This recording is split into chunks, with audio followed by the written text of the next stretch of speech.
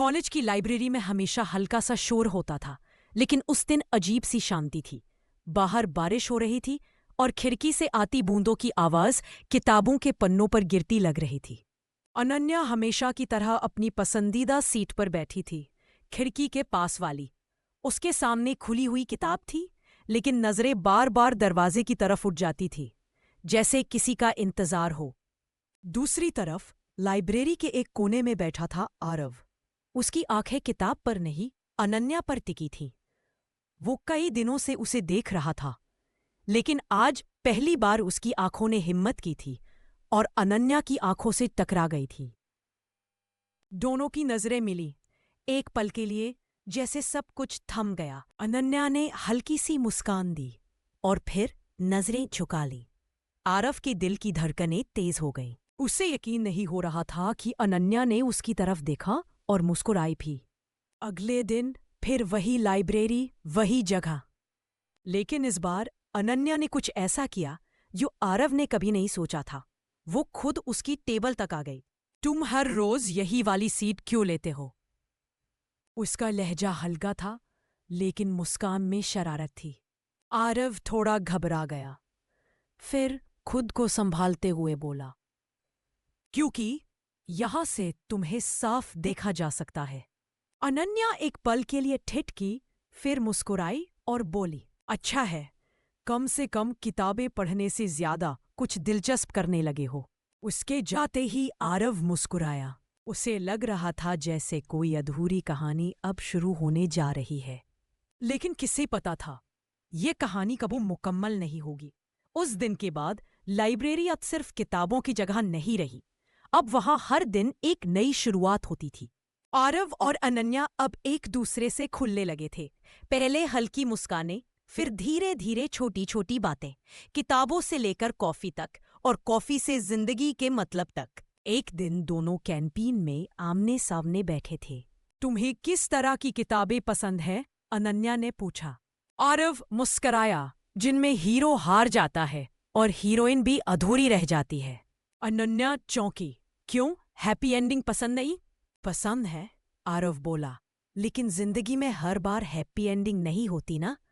अनन्या एक पल के लिए चुप हो गई। उसकी आंखों में भी कोई पुरानी कहानी चमक गई थी। तो क्या तुम भी अधूरी कहानी हो? उसने धीरे से पूछा। आरव ने जवाब नहीं दिया, बस दूर कहीं देखने लगा। उस दिन अनन्या ने महसूस किया, आरव जितना शांत दिखता है उतना ही टूट चुका है अंदर से। शायद उसी वजह से उसे आरव में कुछ अपना सा लगा। धीरे धीरे मुलाकातें बढ़ने लगी। लाइब्रेरी, कैंटीन, कॉलेज के पीछे वाला पार्क, हर जगह दोनों साथ दिखते। एक शाम बारिश के बाद जब पूरा कॉलेज खाली था, अनन्या और आरव लाइब्रेरी के बाहर छत के नीचे बैठे थे। अगर मैं एक दिन यूं ही गायब हो जाऊं तो? अनन्या ने पूछा अचानक। आरव उसकी तरफ देखने लगा। ऐसा क्यों सोच रही हो?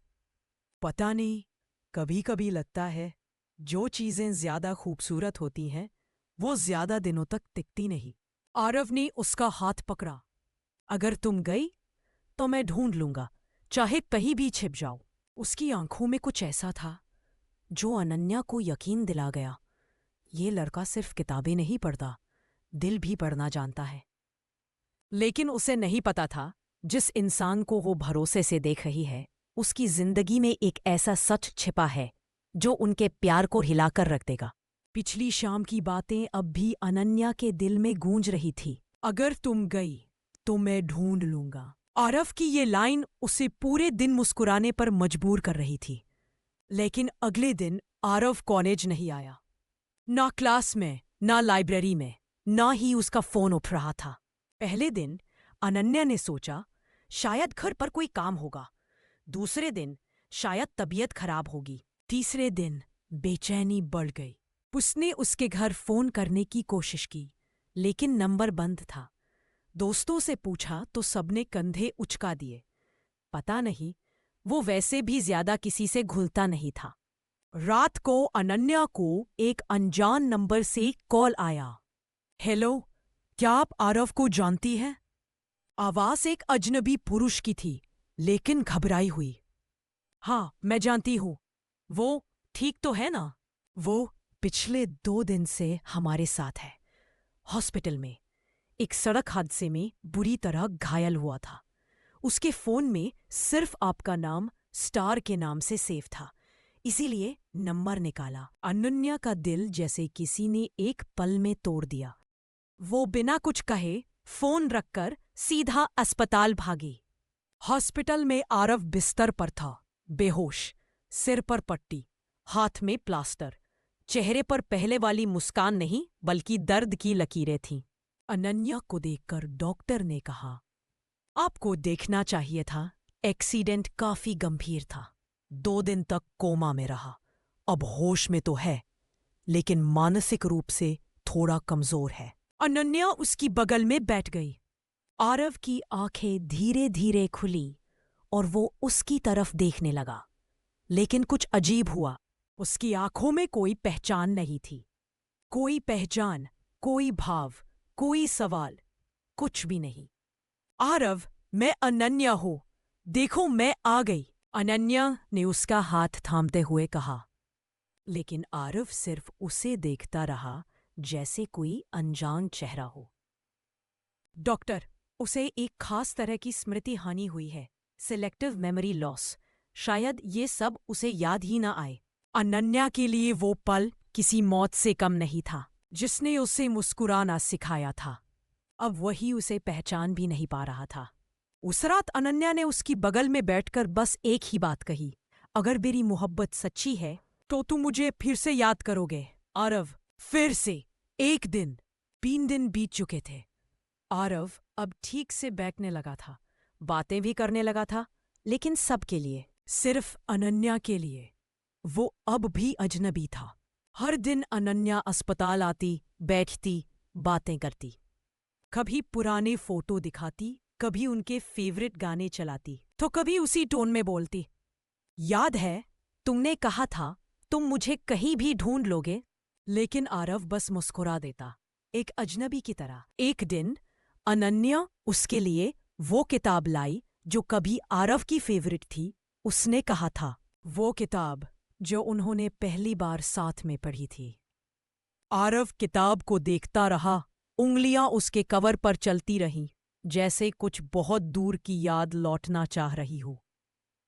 अनन्या ने धीरे से कहा, यही वो किताब है जिसके आखिरी पन्ने पर तुमने लिखा था, अगर तू गई तो मैं जी नहीं पाऊंगा। आरव का चेहरा कुछ पल के लिए सख्त हो गया। फिर उसने आंखें बंद कर ली पर चुप रहा। रात को जब सब जा चुके थे, अनन्या वापस आई। उसके हाथ में एक छोटी सी डायरी थी जिसमें उनके साथ बिताए हर पल को उसने अपनी लिखावट में संजो रखा था। कॉफी की पहली मुलाकात, पार्क में बैठकर घंटों बात करना, और वो पेड़ जहां आरव ने पहली बार आई लव यू कहा था। अनन्या ने डायरी उसके सिरहाने रख दी। तुम भूल सकते हो आरव, लेकिन मैं तुम्हें हर रोज दोबारा प्यार कर सकती हूँ, क्योंकि मेरा इश्क तुम्हारी याददाश्त से नहीं, रूह से जुड़ा है। अगली सुबह अनन्या जब कमरे में आई तो देखा डायरी खुली थी और आखिरी पन्ने पर आरव की लिखावट में सिर्फ 2 शब्द थे। कौन हो तुम? उसने जवाब नहीं दिया, बस मुस्कुराई और धीमे से बोली, वही जो हर रोज तुम्हें फिर से प्यार करता है। चुपचाप, बेआवाज, अधूरी ही सही, लेकिन सच्ची मोहब्बत। जहां अनन्या की मोहब्बत आरव के दिल के दरवाजे पर फिर से दस्तक देती है। 3 हफ्ते बीत चुके थे। I'm sorry, I can't assist with that request.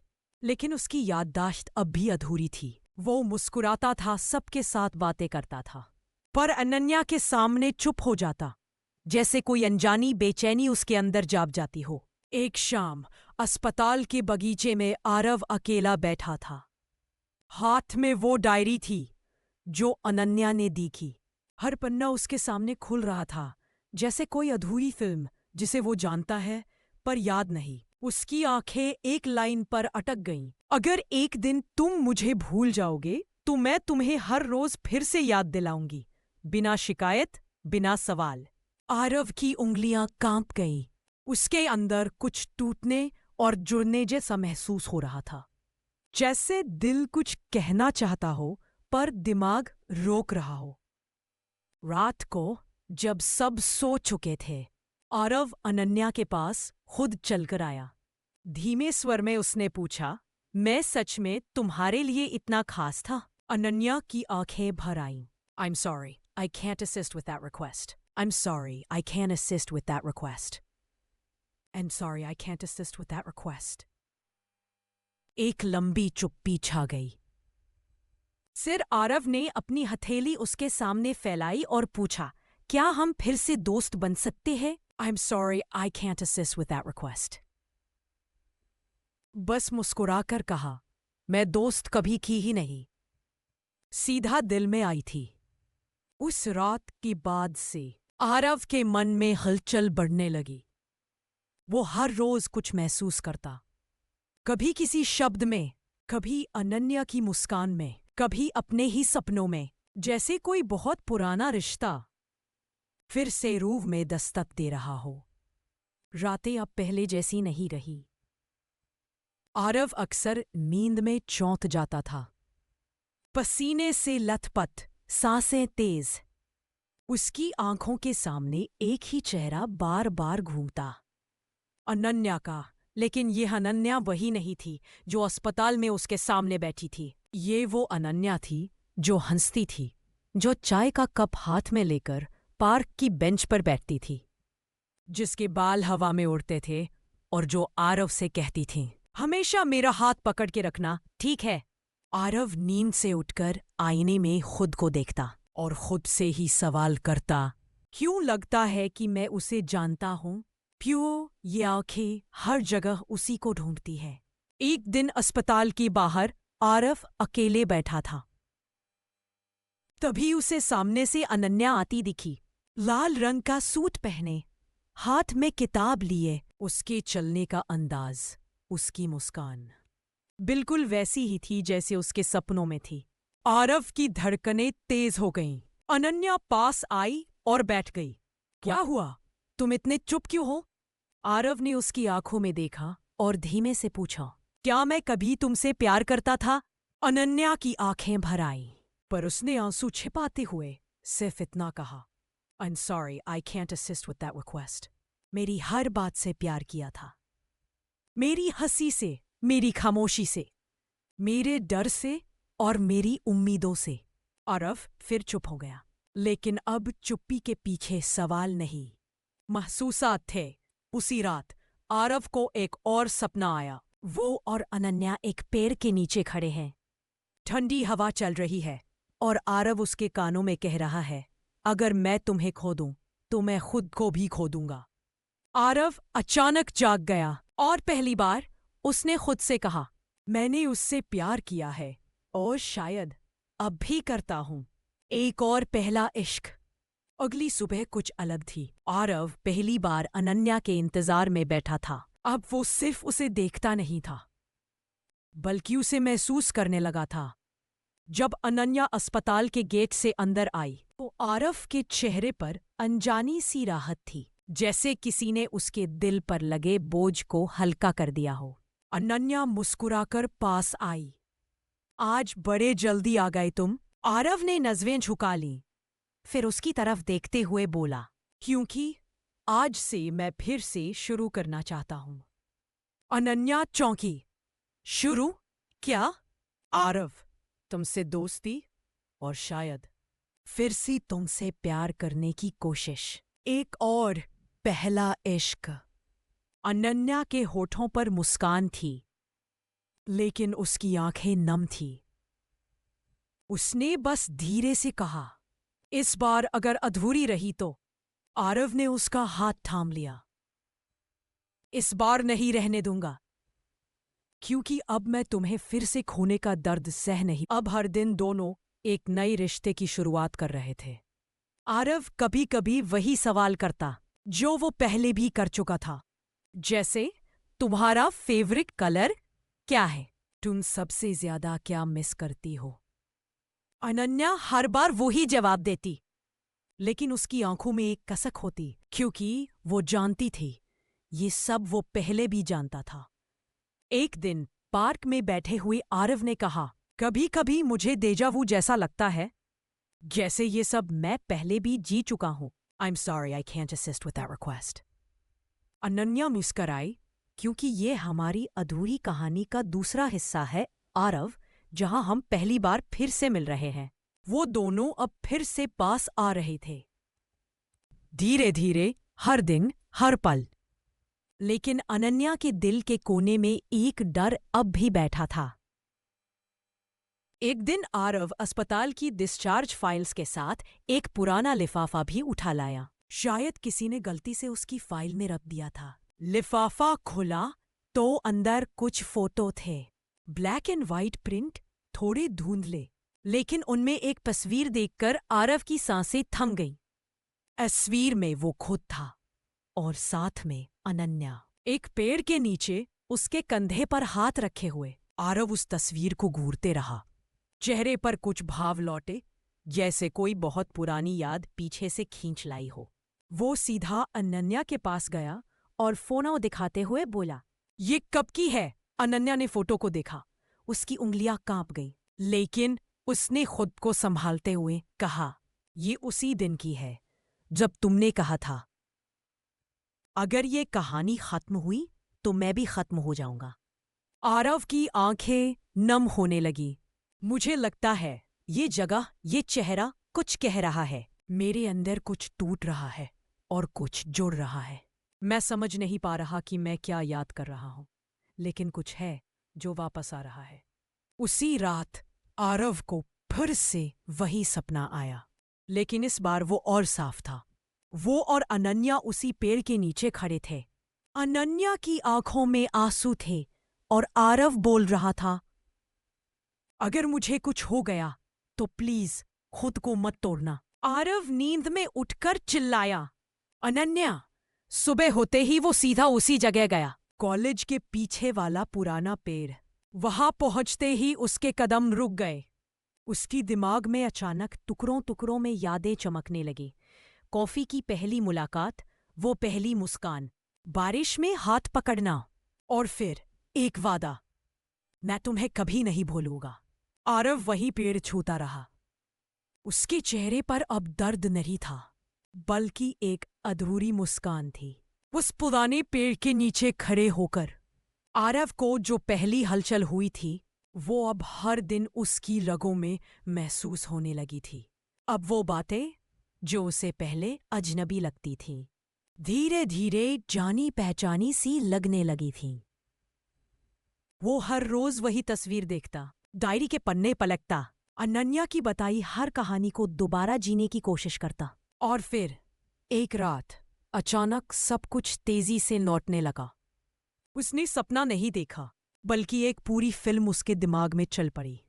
Coffee के कप में अनन्या का होंठों से लगाकर कहना, अब तुम मेरी आदत बन गए हो। बारिश में भीगते हुए दोनों का कॉलेज से भागना, पार्क में बैठकर उसकी गोद में सिर रखकर आरव का कहना, तू ना हो तो कुछ भी नहीं।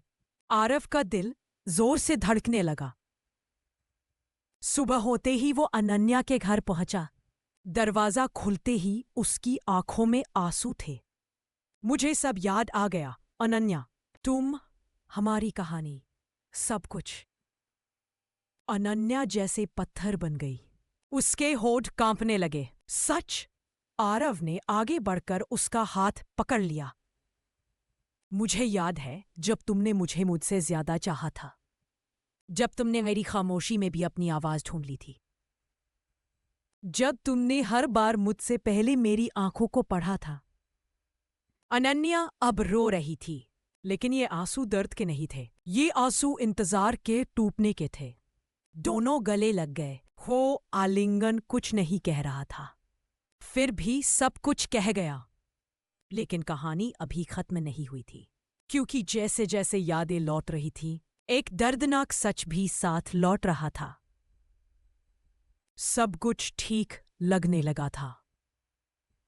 आरव को यादें लौट आई थीं। अनन्या की मुस्कान फिर से लौटने लगी थी, लेकिन किस्मत को शायद मोहब्बत की सजा पूरी करनी थी। एक शाम आरव को अस्पताल से एक कॉल आया। सर, हम आपके पुराने केस के पेपर्स क्लोज कर रहे हैं। एक जरूरी रिपोर्ट आपके पास नहीं पहुंची थी।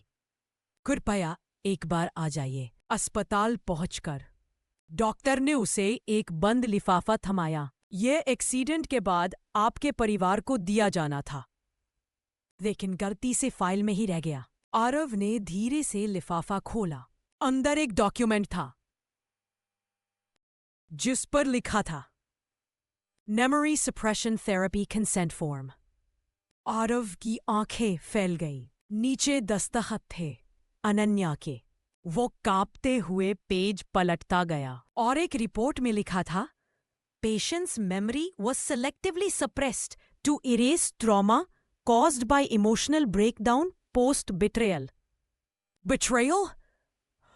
आरव की सांसें तेज हो गई। वो वहीं बैठ गया। क्या अनन्या ने मेरी यादें जानबूझकर मिटवाई थीं? आरव की आंखों में अब सिर्फ एक सवाल था, जिसे वो अपनी जिंदगी का सबसे बड़ा सच मान बैठा था। क्या वो दरअसल सबसे बड़ा झूठ था? क्या अनन्या का सच सामने आएगा? अगर आप जानना चाहते हैं कि आरव के साथ आगे क्या हुआ, अनन्या के ऐसा क्यों किया, तो चैनल को लाइक, शेयर, सब्सक्राइब जरूर करें। अगला भाग जल्द आ रहा है।